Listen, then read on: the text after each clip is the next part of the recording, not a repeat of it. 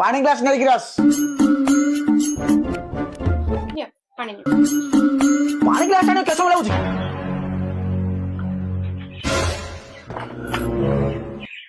ମୁଁ ତମକୁ କିଛି କହିବାକୁ ଚାହୁଁଥିଲି। କହିବୁ କଣ କହୁନୁ କହ ଆଜି ସକାଳେ ଆମ ଘରୁ କଲ୍ ଆସିଥିଲା। ହଁ ତମେ ତ ଜାଣିଥିବ।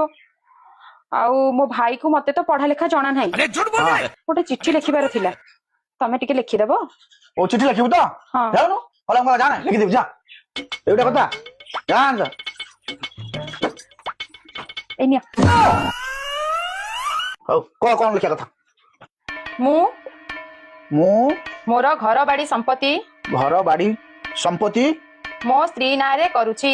ମୋ ସ୍ତ୍ରୀ ନାଁରେ କରୁଛି ଏଥିରେ କାହାର ଜୋର ଜବରଦସ୍ତି ନାହିଁ।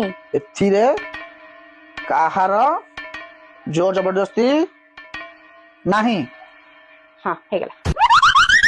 ହେଇଗଲା ତମେ ତ ଜାଣିଛ ମତେ ସିଗ୍ନେଚର କରି ଆସେ ନା। ତମେ ଟିକେ ପ୍ଲିଜ ସିଗ୍ନେଚର କରିଦିଅ ନା। ଓ ସିଗ୍ନେଚର ମୁଁ କରିବି ହଁ। ଏଇ କଥା ତ ଆଉ ଦେ ଏତେ କଲେ ଆଉ ଲେଖି ପାରିବିନି ଡେଟ୍ ପକେଇଦେବି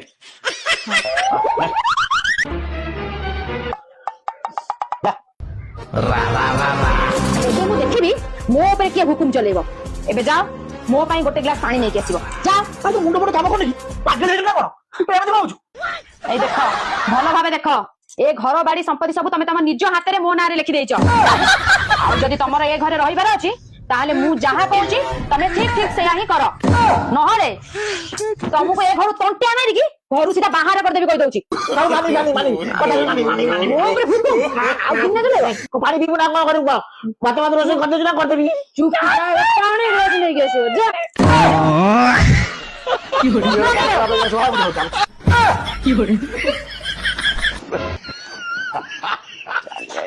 ମତେ ହୁକୁମ କରେ ମତେ ହୁକୁମ ସବୁବେଳେ ସେ ନାଲି ଆଖି ଦେଖେଇବା ମତେ ବନ୍ଦ କର।